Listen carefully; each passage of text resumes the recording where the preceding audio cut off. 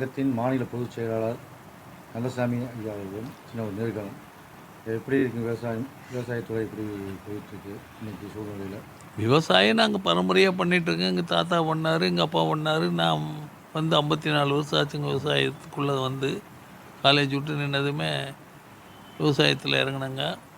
என்ன படிச்சிருக்கீங்க? காலேஜில் கல்லூரி வரைக்கும் போயிருக்கீங்க? பாலிடெக்னிக்கில் டிப்ளமோ இன் மெக்கானிக்கல் இன்ஜினியரிங்கில் டிஸ்கண்டினியூங்க. சரி சரி சரி. அதுக்கப்புறம் விவசாயத்தில் இறங்கி அரசாங்க அலுவலகத்தில் கால் எதிர்த்து வச்சு 54 வருஷம் ஆச்சுங்க. 54 வருஷத்தில் அரசு அலுவலர்கள் எப்படி எப்படியெல்லாம் அவங்க நடந்துக்குவாங்கங்கிறத ஓரளவுக்கு கணிக்கக்கூடிய அளவுக்கு அனுபவம் வந்துடுச்சுங்க. அனுபவம் பக்குவம் எல்லாம் வந்துடுச்சு. எல்லா துறையிலையுமே நம்ம கால் வச்சு அவங்க எப்படி அதைய சில அதிகாரிகள் அக்கறையோட செஞ்சு கொடுக்கறதுக்கு ரூல்ஸை தொலாவுவாங்குவான். விவசாயி பாவப்பட்டவன், அதனால் அவனுக்கு செஞ்சு கொடுக்கணுங்கிறதுக்காக ரூல்ஸை தொலாவுவாங்க. சில அதிகாரிகள் தட்டி கழிக்கிறதுக்கு ரூல்ஸை தொலாவுவாங்க. அது என்னுடைய அனுபவத்தில் ஏற்பட்டது. ரெண்டும் நடந்துருக்குது. அதில் சங்கத்தின் மூலம் வந்து என்னென்ன நடவடிக்கை எடுத்துகிட்ருக்கீங்க விவசாய வளர்ச்சிக்கு, விவசாயிகளின் வளர்ச்சிக்கு அனுதினமும் நாங்கள் அதில் போராடிட்டுருக்கிறோம். விவசாயிகளுடைய குறைகளை கேட்டு, ஒட்டுமொத்த குறைகள், தனிப்பட்ட குறைகள், தீர்க்க முடியாத குறைகள், தீர்க்க முடிகிறவங்கெல்லாம் அவங்க பணம் கொடுத்து தீர்த்துக்குவாங்க. அவங்க எங்ககிட்ட வரமாட்டாங்க. தீர்க்க முடியாதவங்க, பணம் கொடுக்க விருப்பம் இல்லாதவங்க, பணம் கொடுக்க இயலாதவங்க தான் எங்ககிட்ட வருவாங்க. வந்து அவங்க சொல்கிறதுல நியாயத்துக்கு, சட்டத்துக்கு உட்பட்டு இருந்தால் அவங்களுக்காக வாதாடுவோம், போராடுவோம். அது கீழ்நிலை அதிகாரிகள் செய்யலைன்னா அதுக்கு மேலதிகாரிகள்கிட்ட போய் அப்புறம் தான் அவங்ககிட்ட சட்ட விளக்கம் கேட்டு அவங்கள இன்ஸ்ட்ரக்ஷன் கொடுக்க வச்சு அப்புறம் செஞ்சு கொடுப்பாங்க. சில அதிகாரிகள் தான் அந்த மாதிரி பண்ணுவாங்க. அப்போ அது காலதாமதமாக. சில அதிகாரிகள் நாங்கள் விவசாயிகள் குறை தீர்க்கும் கூட்டத்திலலாம் சந்திக்கக்கூடிய அதிகாரிகள்லாம் உடனே ஆமாம் நியாயந்தான் இருக்குதுன்னு அந்த ரூல்ஸை பார்த்துட்டு உடனே செஞ்சு கொடுத்துருவாங்க. அதனால் அவங்களுக்கு குறைகள் சில பேர்த்துக்கு சீக்கிரமாக தீரும், சில பேர்த்துக்கு 1 மாதம் ஆனாலும் சொல்ல முடியாதுங்க.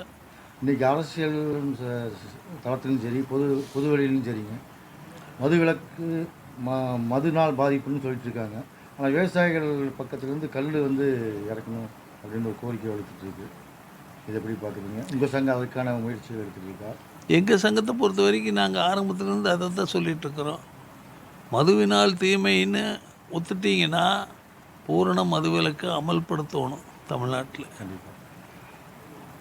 மதுவினால் தீமை இல்லைன்னு சொன்னால் எல்லாத்தையுமே அடக்கி விட்றணும். கல்லுக்கும் அனுமதி கொடுக்கணும், டாஸ்மார்க்கு சாராயி எதை வேணாலும் விற்றுட்டு போகணும்னு சொல்லணும். இப்போ எனக்கு ஒரு என்ன சந்தேகம்னா, இவ்வளோ டாஸ்மார்க்கு அந்த அவ்வளோ ஆளுகள் இருக்குது, அதை வந்து சட்டபூர்வமாக பண்ணி அது அரசாங்கமாக எடுத்து நடத்துகிறாங்க.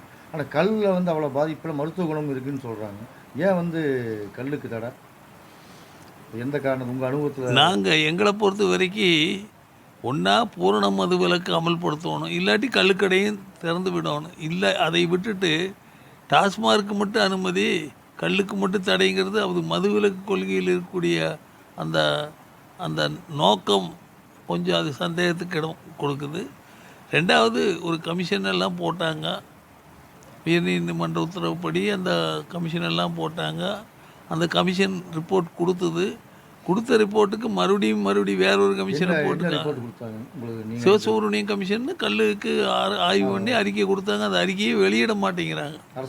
அரசாங்கம் தராமல் வெளியிடாமல் மறுபடியும் எல்லாமே ரெண்டு தரப்புலையுமே என்ன நடக்குதுன்னா, அந்த IMFLன்னு சொல்லக்கூடிய அந்நிய மதுபான வகைகள், இந்திய தயாரிப்பு அந்நிய மதுபான வகைகள், அவங்க 2 கட்சியிலிருந்துமே தயார் பண்ணுறாங்க. அவங்களே அவங்களுக்குள்ள அரசாங்க டாஸ்மார்க்கு சப்ளை பண்ணுறாங்க, தனிப்பட்ட முறையிலையும் பண்ணுறாங்க. அது நிர்வாகிகளே வந்து மதுபான. ஆமாம். அதனால் அதில் இருக்கக்கூடிய இதையை வந்து இவங்க கல்லுக்கு திறந்து விட்டால் அது விசச்சாராயமாக வந்துட்டு கண்ட்ரோல் பண்ண முடியாதுன்னு ஒரு காரணத்தை சொல்கிறாங்க. சரி சரி. அதுக்கு சாராயத்துக்கு அனுமதிக்க வேண்டாம், கல்லுக்கு அனுமதிக்கலாம்ல.